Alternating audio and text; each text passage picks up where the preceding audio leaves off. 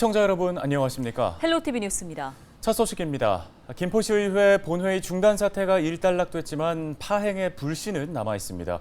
이번 사태의 원인이 된 갈등 요소가 아직 해소되지 않은 탓인데요. 네, 취재 기자를 화상 연결해서 자세한 내용 들어보겠습니다. 이세진 기자, 본회의 재개 소식은 이미 전해드렸는데요. 아직 해소되지 못한 갈등, 이게 어떤 겁니까?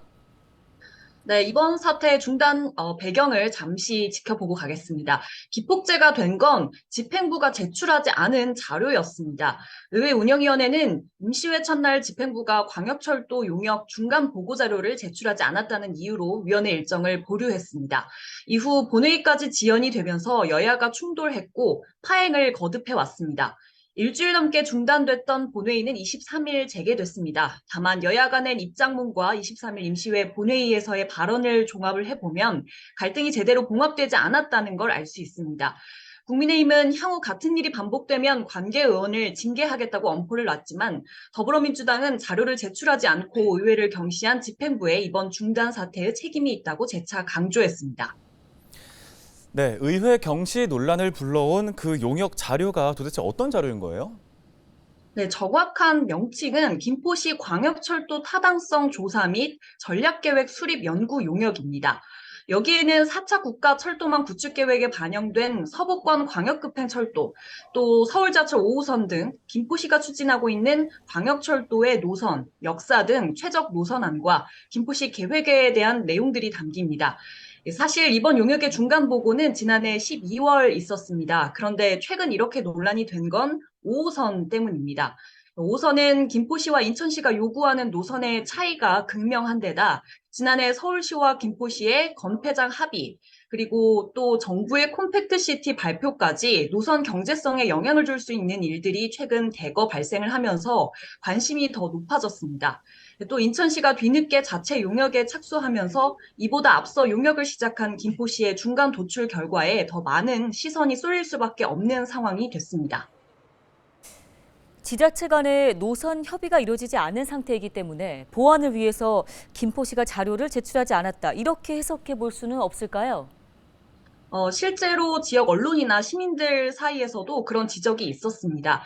특히 최종 보고 자료가 아니고 보완이 필요한 중간 보고 자료라는 점을 감안하면 야당 의원들이 본회의를 거부한 것이 오히려 너무한 것 아니냐는 비판도 있었습니다. 하지만 이 부분에 대한 반박도 들어보면요.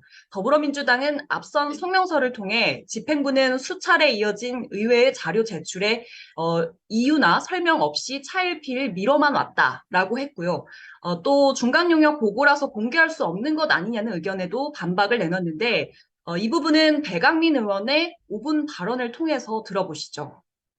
중간 용역은 그 자체가 의견을 수렴하고 미비점을 보완하기 위한 절차적 의미가 있기에 문제가 있다면 문제가 있는 대로 보고되어야 하고 논의가 되어야 한다 판단했습니다. 시민이 알아야 하고 시민의 대의기관인 시의원이 지켜보아야 할 사안임에 네, 지금 이 사안이 많은 시민들이 눈여겨보고 있는 부분이기 때문에 보여달라는 측과 보여주지 않고 있는 측, 양측의 이유가 어떻든 또 비슷한 상황이 발생할 수도 있지 않을까 하는 우려가 있는데 어떻습니까?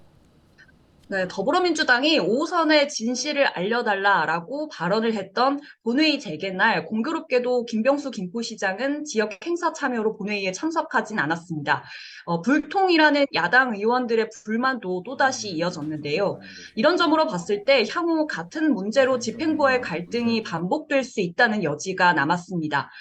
논란의 원인이 된 5호선 현안이 김포의 최대 현안이라는 점도 무시할 수 없습니다. 5호선과 관련해서는 지난달부터 대도시권 광역교통위원회가 주재한 관계기관 회의가 이어지고 있는데요. 24일 2차 회의부터 협의체 추진 방안을 논의하겠다고 했는데 주민들은 협의체와 노선 협의를 중재하겠다고 나선 대광위에 큰 기대를 걸고 있습니다.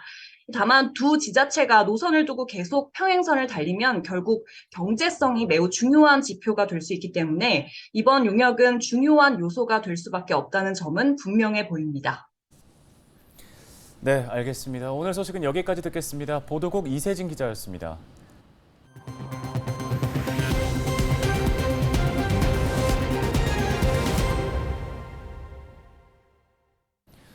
다음 소식입니다. 대도시권 광역교통위원회가 서울 지하철 5호선 연장 관련 지자체 회의를 이어가면서 지역 주민들의 중재 요구와 기대도 높아지고 있습니다.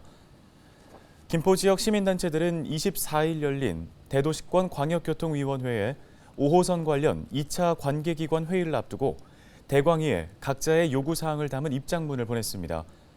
이들 단체는 경제성을 바탕으로 가장 빠르게 진행할 수 있는 노선으로 지자체 합의를 이끌어달라고 요청했는데요.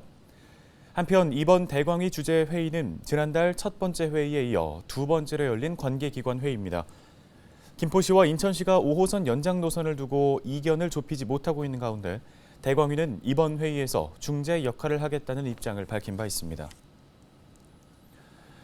재외동포재단이 재외동포청 소재지로 서울이 적합하다는 재외동포 여론조사 결과를 발표하자 인천시가 즉각 반박하고 나섰습니다. 인천시는 공식 입장을 통해 재외동포재단이 공표한 여론조사 결과는 732만 재외동포의 의견이 충분히 반영된 대표성 있는 조사 결과로 인정할 수 없다고 주장했는데요. 그러면서 재외동포청 인천 설치를 지지하는 유럽 26개국 90여 개의 한인회가 소속된 유럽 한인총연합회를 해당 조사에서 배제하는 등 인천을 지지하는 다수의 재외동포 의견이 누락됐다고 덧붙였습니다. 특히 해당 조사가 명확한 선정 기준 없이 732만 재외동포의 0.03%에 불과한 2,467명을 대상으로 실시됐고 사흘이라는 짧은 기간 동안 특정 매체만을 활용해 진행됐다는 점에서 대표성과 공신력을 인정할 수 없다고 지적했습니다. 앞서 재외동포재단은 지난 20일부터 SNS를 통해 한인회 등 2,467명을 대상으로 한 여론조사에서 전체 응답자의 70%가 서울을, 14%가 인천을 선택했다고 발표한 바 있습니다.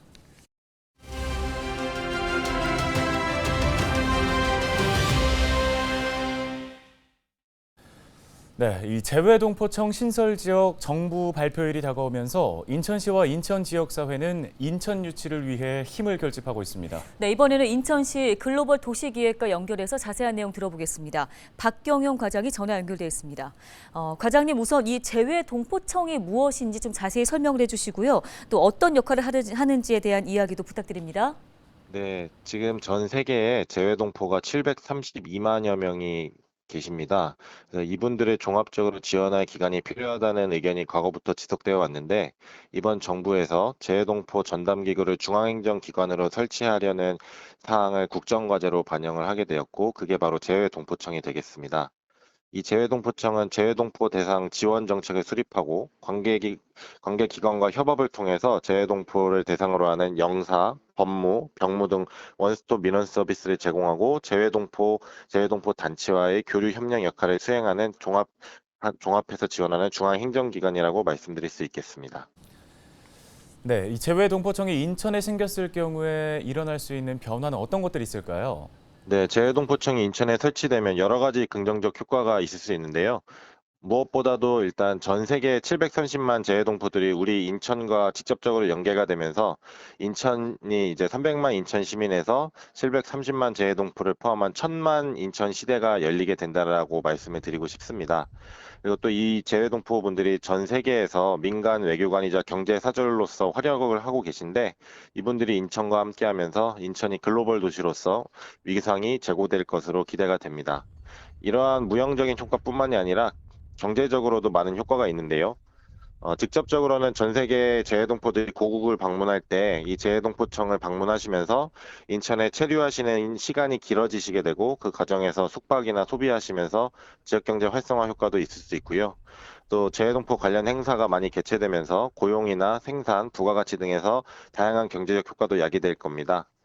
그리고 무엇보다도 이분들이 이제 거주국의 자본을 모국인 우리나라에 투자를 하는 역할을 하시는 재외동포들도 많이 있는데요. 재외동포청이 인천에 유치되면은 재외동포 분들이 이 모국에 투자를 할 때 인천의 우수한 글로벌 투자 여건이나 정주 여건과 연계를 해서 우리 인천에 많은 외국 자본 투자를 지원을 하는 역할도 할 것으로 기대가 됩니다.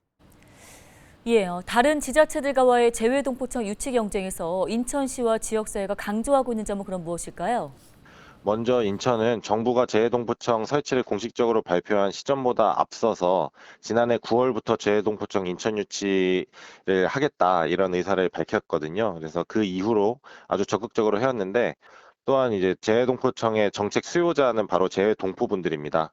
그래서 이 행정기관이 설치될 경우에는 동포분들의 의사가 가장 중요한데 이 재해동포분들에게 재해동포청이 왜 인천에 설치해야 되는지를 적극적으로 설득을 해왔고 이에 공감을 받고 지지도 많이 받아왔습니다. 그리고 이렇게 지금 시와 동포사회뿐만이 아니라 지역사회에서도 한마음 한뜻으로 재해동포청 설치를 염원하고 계신데요.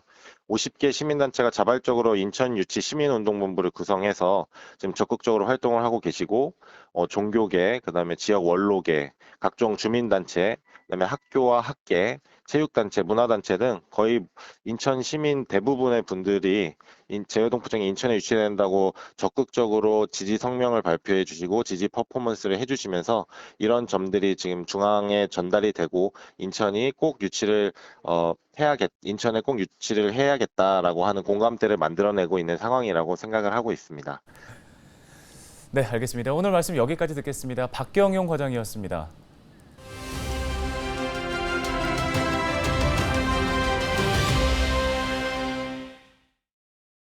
다음 소식입니다. 3년 만에 대형 크루즈 선박이 인천을 찾았습니다. 하지만 정작 인천 관광에는 크게 도움이 되지 않고 있다는 지적이 나오는데요. 네, 인천관광공사 마케팅 담당자를 만나 인천 관광의 현재와 또 앞으로의 계획에 대해서 들어봤습니다. 네, 코로나 이후로 2019년 10월 이후로 크루즈가 들어오게 된 게 진짜 3년 5개월 만이거든요. 아무래도 코로나 때문에 관광 산업이 좀 많이 위축되어 있는 상황에서 이렇게 크루즈가 들어온다는 것 자체가 아주 큰 활력을 불어일으킬 거라고 생각을 하고 있고요. 말씀 주신 것처럼 저희가 이제 크루즈 승객분들이나 승무원분들이 기항지에 하선을 하시게 되면 기항지에서의 전통 시장이라던가 쇼핑 시설 그리고 주요 관광지를 돌아다니시면서 지역 쪽에 소비하시는 금액이 상당합니다. 그래서 예를 들어서 7일간의 크루즈를 타시는 승객분들이라면 기항지에서 약 100만 원 이상의 그런 그 소비를 하시게 되는데요. 그래서 저희 같은 경우에는 그런 무료 셔틀이나 이런 것들을 이용해서 개별 승객분들 그리고 승무원분들이 전통시장이나 쇼핑시설로 가셔서 소비할 수 있도록 그렇게 지원드리고 있습니다. 사실 그 사드 이후로 정치적인 이슈 문제로 중국발 크루즈가 많이 막혀 있는 상황이고요. 그래서 저희가 이제 주력으로 유치하고 있는 크루즈들이 보통 미주나 유럽 쪽에 소재하고 있는 구미주 크루즈들이거든요. 그래서 그 구미주 승객분들은 보통 이제 요즘은 뭐 연령대가 40대 이하로 낮아지는 승객분들이 많다고 하더라도 보통 인퇴자 이후 60대 정도의 그런 승객분들이세요. 네, 그런 분들이 보통 동북아시아 쪽의 경험이 전무하시다고 보시면 됩니다. 그래서 보통 선사나 승객분들이 기항지 경험을 할 때 수도인 서울과 함께 인천을 경험하시는 걸 선호하시는데요. 그래서 아무래도 저희가 그 대한민국의 관문 도시로서 받아들이는 도시이기 때문에 서울과 연계된 상품도 많이 개발되고 있긴 하지만 저희 인천 쪽에서도 관심이 많고 향후 이제 개별 승객이라던가 승무원분들이 많이 이동을 하세요. 그래서 소비액 부분에서도 단순 기항 관광지로 관광을 하시는 승객분보다는 짧은 시간만 주어지고 서울까지 갈 수 없는 그런 승무원분들이 크루즈에서 소비를 전혀 하실 수 없기 때문에 기항 관광지에 내리셔서 전통 시장이라던가 먹거리 그리고 의류 화장품 이런 많은 다양한 상품들을 많이 소비를 하고 계시거든요. 그래서 그런 분들을 타깃으로 저희는 인천항만공사 그리고 인천시와 함께 긴밀하게 협업을 해서 기항지에서 많은 지역 소비가 일어나도록 프로그램을 개발하고 있습니다. 네, 질문해 주신 것처럼 크루즈 관광은 크루즈 관광 를 넘어서서 크루즈 산업군으로 봐야 합니다. 그래서 지금 인천이 아주 유리한 경쟁력을 가지고 있다라고 정말 강조드리고 싶은 점은 인천은 세계적 수준의 인천 국제공항을 보유하고 있고요. 그리고 지금 전국 최대의 터미널이 곳이고 이렇기 때문에 플라이앤크루즈라는 항공과 크루즈를 결합한 상품을 만들어내기에 최적지라고 글로벌 선사에서 제안을 하고 계시거든요. 그래서 그동안은 일본이나 중국 쪽 시장을 바라보셨다면 인천은 그러한 소스 마켓의 인구들을 끌어들일 수 있는 최적지이기 때문에 인천에서는 정부나 지자체, 선사와 항공사 그리고 민간 업체인 그런 여행사까지 다 같이 긴밀하게 협업을 해서 이 플라잉 크루즈를 만들어내고 이를 통해서 인천이 동북아 크루즈 관광 허브로서 발돋움할 수 있는 자리매김을 해야 하는 적기라고 생각을 합니다. 이를 통해서 그 주변 경쟁 도시인 요코하마라던가 아니면 홍콩, 싱가포르의 수요를 인천으로 끌어올 수 있거든요. 그렇게 산업군으로 크게 생각을 해줘야 하는 시점이라고 생각합니다. 경기도 반도체 지원 전담 조직이 지난 23일 경기도청에서 첫 회의를 열고 운영 방안을 논의했습니다. 전담 조직은 용인시에 조성되는 세계 최대 첨단 시스템 반도체 클러스터를 지원하기 위해 구성됐습니다. 회의에는 김동연 경기도지사를 비롯해 엄재훈 삼성전자 대외협력 부사장, 권호영 SK하이닉스 부사장, 김효수 한국반도체산업협회 본부장 등 관계자들이 참석했습니다.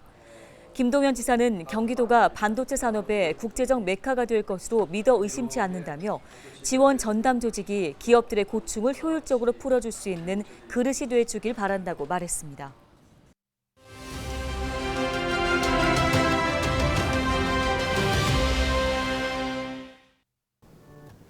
지난 일요일 부산에서는 기상청 관측 사상 102년 만에 가장 일찍 벚꽃이 폈습니다. 경남 진해 벚꽃은 이번 주말에 절정을 맞을 전망인데요. 전국에 곧 연분홍빛 벚꽃이 흩날리는 절경이 펼쳐질 텐데 벚꽃 개화, 지난해에도 빨랐고 올해는 더 빠릅니다.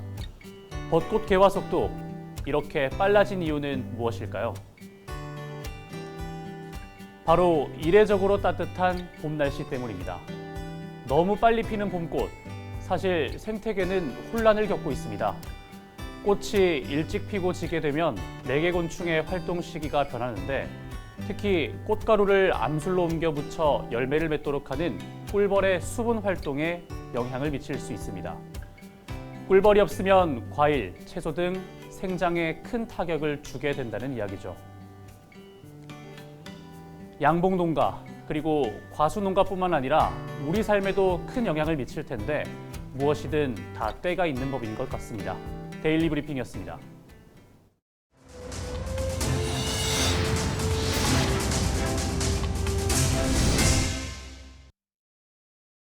의정부 호원 벚꽃축제가 4년 만에 열립니다. 의정부 호원 벚꽃축제는 오는 4월 8일부터 9일까지 이틀간 호원동 벚꽃길 일원에서 열리게 되는데요. 개막 축하 공연과 마술쇼 등 다양한 볼거리도 준비되어 있습니다. 특히 꽃 심기와 페이스 페인팅 등 즐길거리와 또 반려인들을 위한 반려견 놀이터도 마련됐는데요. 지난 2019년 열린 호원 벚꽃축제는 약 10,000명의 시민이 방문한 바 있습니다. 뉴스 마칩니다. 고맙습니다.